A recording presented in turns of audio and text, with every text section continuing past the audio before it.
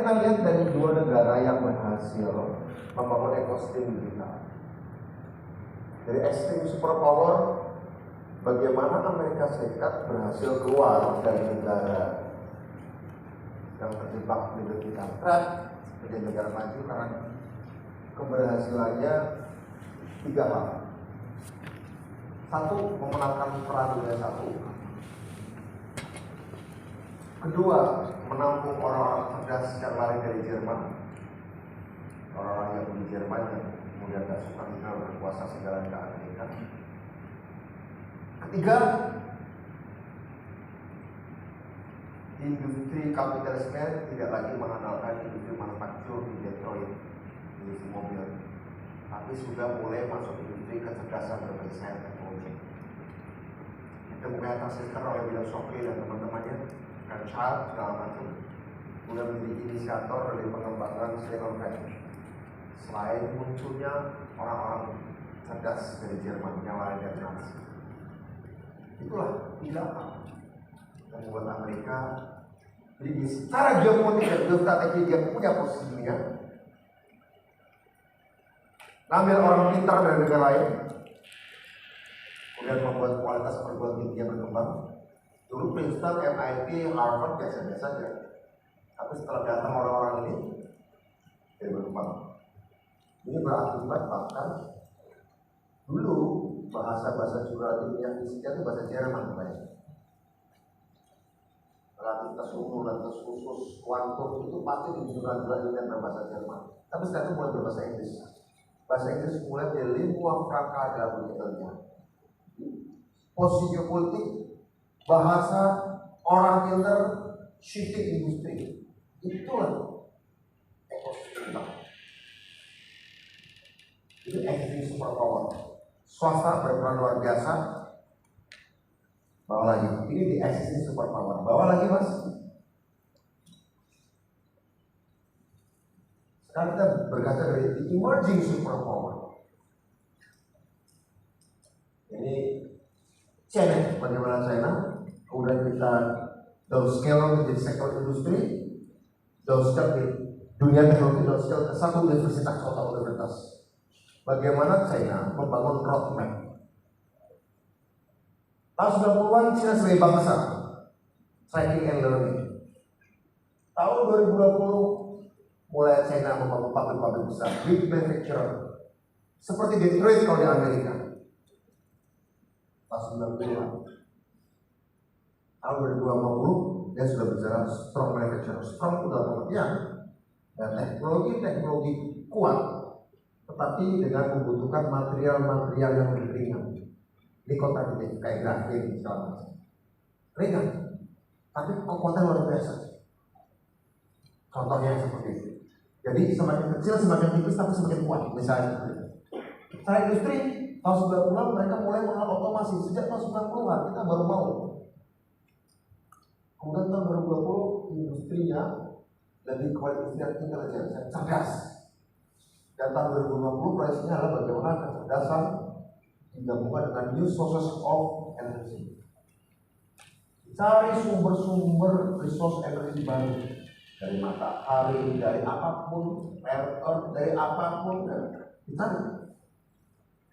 Teknologinya tahun 90 dari nanoteknologi. Tahun 2020 sini mulai mengkonsultasi kuantum dan genomik. Tahun 2050 thinking science teknologi, memadukan antara idealisme dengan materialisme, antara fisika dan metafisika. Sudah sampai ke sana. Jadi mereka sebenarnya sudah membayangkan bagaimana fisika suatu saat digabungkan dengan metafisika. Ini serius negara nih kalau bangun. Kalau negara mau selesai kayak gini nih. Satu kampusan contohnya dari Research University menjadi World Class University dan satu menjadi Top University. Ini engineering, ini roadmap engineering departemen mereka seperti ini. Itu sudah dilihat betul sampai bioengineeringnya, quantum engineeringnya, ya. Apa yang mau kita berkaca dari dua negara ini, the existing and the emerging? Saya tidak mengatakan ini sama juga seperti yang dikatakan di Amerika. dia juga memiliki target geopolitik. Tidak semua negara suka tidak muncul. Amerika juga sebenarnya tidak semua negara suka, tapi karena pada waktu negara yang establis lagi berperang di Perang Dunia I, Inggris menang perang lawan Jerman di Perang Dunia I, setelah Inggris menguasai dunia, jadi keluar dari Perang Dunia I sudah pada luka-luka berat, koloninya mulai pada mau lepas, setelah Inggris sudah menguasai ratusan tahun kolonialisme, Amerika muncul karena yang lain wajib sampai berkelahi.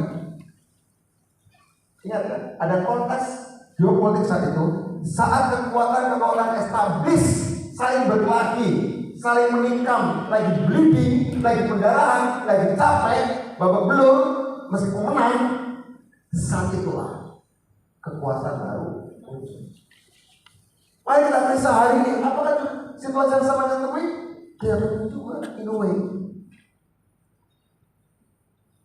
Kira-kira anak muda dan pemuda Indonesia mikir nggak? Apa ya dampaknya perang Rusia Ukraina? China tegang dengan Amerika di Taiwan, Iran tegang dengan Amerika juga. Kita lihat juga secara geopolitik. Karena siapa tahu di tengah keriuhan dan kericuhan ini ada ruang bagi Indonesia muncul. Entah gimana caranya nggak tahu. Itu harus ada pikirkan. China kayak gini juga muncul memanfaatkan perang dingin yang memuncak antara Amerika dan Uni Soviet. Cina negara komunis. Seharusnya kalau pakai ideologi dia bloknya ke Soviet, enggak. Cina nggak boleh ke Amerika untuk perang dingin. Dia mainkan ketakutan Amerika pada Uni Soviet. Oke, gua komunis, tapi gua perlu. Kartu kasih gua sogokan dong, kasih gua beasiswa dong untuk anak-anak gua, kasih gua investasi dong, duit. Lo transfer teknologinya ke gua dong. Kira-kira gitu kan? Gue bisa ideologi sama nih dengan Soviet, tapi karena lo Amerika lagi perang sama Soviet, gue gak punya Soviet, gue punya lo, tapi kasih gue sokongan. Itu cara berpikir geostrategi, dan begitulah cara China bangkit pas 90-an. Kira-kira begitu. Jadi berpikir teknologi, berpikir ekosistem IT, berpikir ekosistem teknologi yang lagi kita bicarakan, berbicara talenta digital lebih sempit lagi, tidak boleh terlepas dari cara pandang geopolitik.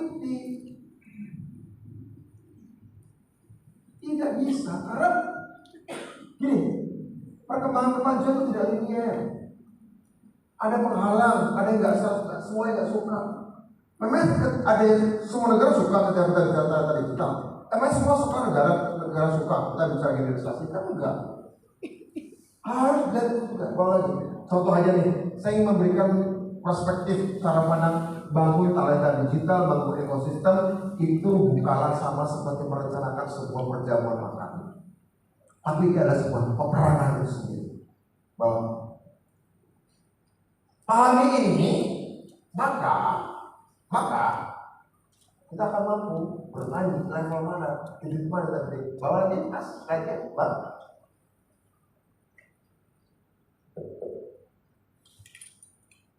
Oke, ini dari Huawei.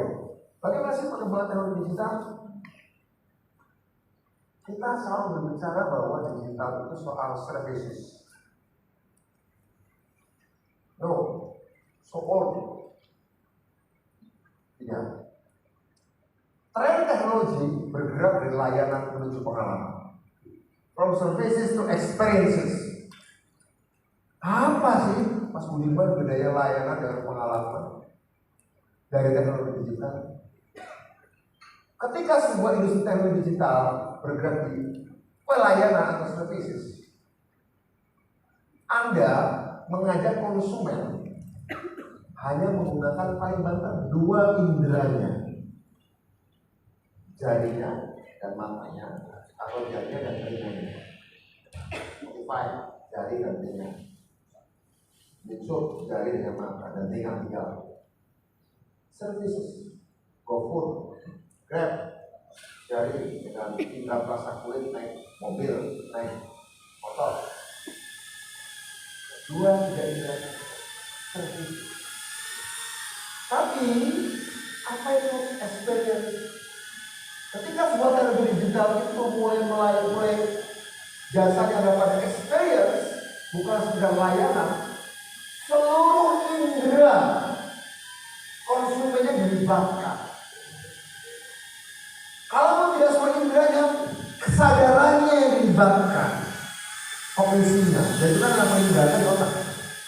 Gambar apa? Metafor. Metafor itu adalah sebuah pengalaman. Virtual reality, augmented reality itu pengalaman, bukan selayar. Karena kita merasa seolah seluruh indera kita masuk dalam ruang 3 dimensi. Di metafor kita soal punya rumah sendiri, di metafor soal kita punya kapal pesiar sendiri. Kita merasa di dunia digital itu yang rambut kita, yang kulit kita, yang mata kita, yang telinga kita, yang kesadaran kita itu ada dalam ruang dimensi. Padahal di ruang digital itu pengalaman. Itu akan menciptakan kesadaran yang berbeda dengan sekedar menggunakan jari dan mata atau jari dan telinga kita berbicara Spotify. Teknologi digital sekarang kayaknya ke pengalaman. Ada satu teknologi pengalaman, meskipun secara fisik kita tidak merasa ada di ruang 3 dimensi baru. Tapi ini saja bisa suatu pengalaman, meskipun kita tidak merasa ada di sebuah ruangan digital. Apa itu? Jadi, loh, jadi apa? Pengalaman gimana maksudnya? Bukan itu layanan, kita kan hanya ngomong atau nulis sebelum dapat jawaban. Itu pengalaman, bukan cuma layanan karma. Karma yang di capture oleh kalian itu adalah cara berpikir kita, otak kita, kognisi kita. Anda tanya, kayak kita yang bertanya sesuatu, tiba-tiba dijawab, gila, tugas gue berpikir diambil mesin. Itu sebuah pengalaman.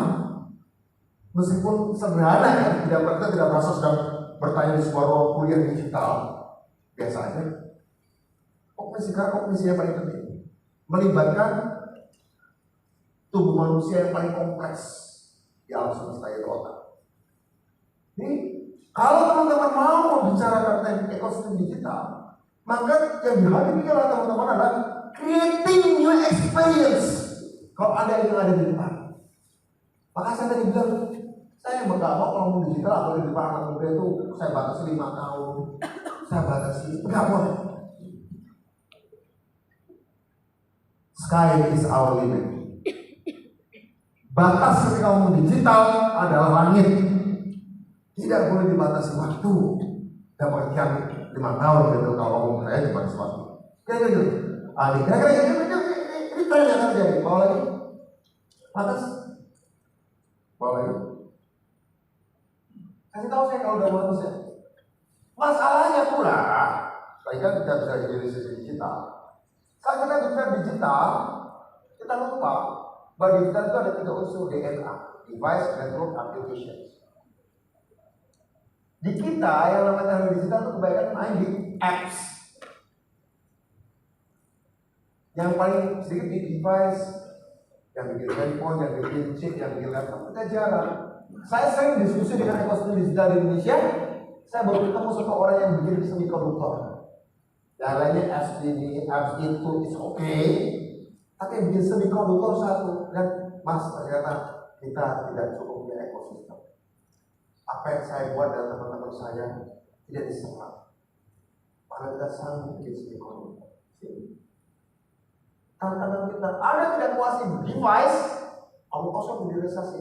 Yang namanya hilirisasi sebenarnya adalah menuju device. Hilirisasi digital ukurannya bukan bikin apps, bukan bikin AI, bukan bikin blockchain, bukan bikin machine learning, bukan, itu software. Hilirisasi digital hardware, bukan software. Laptop, handphone, jam tangan, kacamata, okulus, apalagi chip, itu hilirisasi digital itu. Terus kalau ada hilirisasi digital, hulunya mana? Hulunya data, ukuran. Jadi sebenarnya di dalam ekosistem digital itu kita harus melakukan 2 hal sekaligus sebenarnya. Ya hilirisasi dan ya huluisasi. Kita selama ini ada di tengah, di apps lainnya. Padahal kita jaga di mata airnya yaitu hulu, upstreamnya, dan di muaranya, downstreamnya, device. Ini batang sungainya, ini muaranya. Hilirisasi airnya ke sana, bikin chip, bikin handphone. Huluisasi data, bikin apa? Data center. Data center adalah ukuran huluisasi digital, bikin chip adalah ukuran tertinggi hilirisasi digital. Itu kita pakai. Kita kebanyakan kita di sini muter. nggak memproduksi mata airnya, dan tidak mengamankan device. Padahal itu membawa ekonomi luar biasa. Terus lagi, ya, kasih tahu saya proses saya. Nah, atas sebenarnya negara bagaimana? Dua aja negara. Pada rakyat dia harus membuat insentif model. Pada pebisnis, pelaku bisnis, kita harus membuat bisnis model. Pada rakyat aspek sosial dan rakyat, pada pebisnisnya aspek growth, keberlanjutan ekosistem sustainability, nilai tambah baru, mengurangi kesenjangan kemakmuran, mendorong pengembangan inovasi, mengurangi kesenjangan pengetahuan, mengejar penguasaan teknologi. Ini sebenarnya nyambung tadi. Ini tangan kanan dan tangan kiri aja, kaki kanan dan kaki kiri aja. Antara sekarang dan nyambung. Semuanya harus berseiring. Bawa lagi. Bawa. Ya. Tujuannya nilai tambah ekonomi, keamanan data, keadilan akses, peningkatan kecerdasan kolektif, tingkat penguasaan teknologi. Kenapa kata kecerdasan kolektif, teman-teman? Saat kita bicara AI, artificial intelligence, basically istilah yang benar itu AI, artificial individual intelligence. AI hanya menambah kecerdasan individu penggunanya, jadi cepat, lebih cerdas, jadi tepat. Kayak menggunakan AI ChatGPT, kita jadi lebih cepat dan lebih cerdas individually. Gimana Indonesia membangun AI yang mendorong kecerdasan kolektif sebagai sebuah bangsa? Ini tantangan. Terus pikirkan, balik. Nah, investasi dari mana? Kita harus investasi di brain. Kita selama ini kuat di produksi, itu pun perakitan, kuat di material mentah, logistik baru dibangun Pak Jokowi. Brain, nah ini baru dibangun Pak Prabowo nih dengan makan gratis ibu-ibu hamil. Sama brand, from brain to brand, from brain to brand. Konsolidasi pakar, konsolidasi pasar, konsolidasi brain dan brand. Pakar, konsolidasi pakar, ekspor pakar dan pasar, brain dan brand. Cina ada di semuanya. Nah, atas gimana? Rantai gimana nih? Bawa lagi, bawa. Nah, ini contoh fungsi dan manfaat teknologi digital dalam supply chain. Brain, pemanfaatan konsolidasi brain lewat AI, cloud computing, teknologi antar muka manusia komputer, fungsi dan manfaatnya memicu ide dan imajinasi, mengolah data, data kemudian di raw materials, AI, IoT, drone. Jadi di masing-masing itu teknologi, kita masih teknologi bawah. Ini loh ekosistem talenta yang nanti harus dibawa oleh teman-teman. Ini boleh. Oke, terlalu panjang, bawa lagi. Terus sampai aja. Ini ekosistemnya, brain power, financial power, political power, community power, bawa lagi. Maka dibangun juga 10 kota inovasi. IKN hanya salah satu dari 10 kota. Dia harus menjadi bagian dari 10 kota inovasi. Bikin 10 Shenzhen, bikin 10 Silicon Valley. Harus kayak gitu. Kalau di Amerika, di China ada 3 koridor. Koridor Beijing-Tianjin, koridor Delta Sungai Yangtze, dan koridor Delta Sungai Mutiara. Guangzhou, Shenzhen, itu Delta Sungai Mutiara. Delta Sungai Yangtze, itu Shanghai, Hangzhou, tempatnya Alibaba. Kalau tadi tempatnya Tencent. Kemudian Delta Beijing-Tianjin, 3 koridor. Kita 10. Apa kartel di bawah 10 berapa pulau? Oh tadi yang saya bayangkan nih, ini terlalu filosofikal. Terus ibu kota negara IKN sebagai integrator dan agregator, NKRI dan agregator talenta digital. Talenta biotek cuma digital juga. Bawa lagi. Saya bayangkan di Sumatera kita bangun 2 kota. Industri chip dan nanoteknologi, industri IoT dan sensor. Di Jawa 3 kota, industri AI dan telekomunikasi.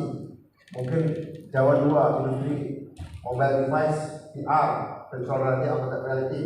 Jawa 3, industri robotik dan kendaraan otonom. Di Bali, industri teknologi antar muka komputer manusia. sosial media, di Sulawesi industri biotek dan agriculture, Maluku industri penyimpanan energi baterai, Papua industri satelit dan connectivity. Harus buat kayak gini. Teman-teman yang bangun nggak cukup 5 tahun, nggak cukup 5 tahun, butuh satu generasi, ya. Apalagi Anda masih muda, 10 tahun lagi, 20 tahun lagi Anda masih muda. Kira-kira begitulah di Sumatera, Bali, Kalimantan, IKN, nanti IKN Neuroscience. Oke, bawa lagi. Nah, program SDM bawa. Tapi ada tantangan-tantangan. Nah, oke, bawa lagi terus. Terus lagi bawa. Ya, ini tantangan kita, kemampuan bahasa kita, rasa percaya diri kita, dan mentalitas kita yang inferior, komunikasi skills kita, device support kita nggak memadai, governance support kita belum sungguh-sungguh, masih culture kita, culture pelan, alun-alun atau pelakon, future technology skills belum kita kuasai, bawah challenges-nya. Terus, oke, ya, karakter sadar cerdas, bawah, mata bobo, kali juga kita SDM Indonesia dorong penguasa kita, terus, nah, saya bayangkan di kota-kota tadi ada 2 negeri kampus-kampus Indonesia, ITB dengan MIT misalnya, ITB dengan MIT, UGM dengan Harvard, di 2 negeri untuk program-program teknologi informasi, ya. Harus ada kita sudah nikah gitu, 2 negeri dengan kampus-kampus yang luar biasa.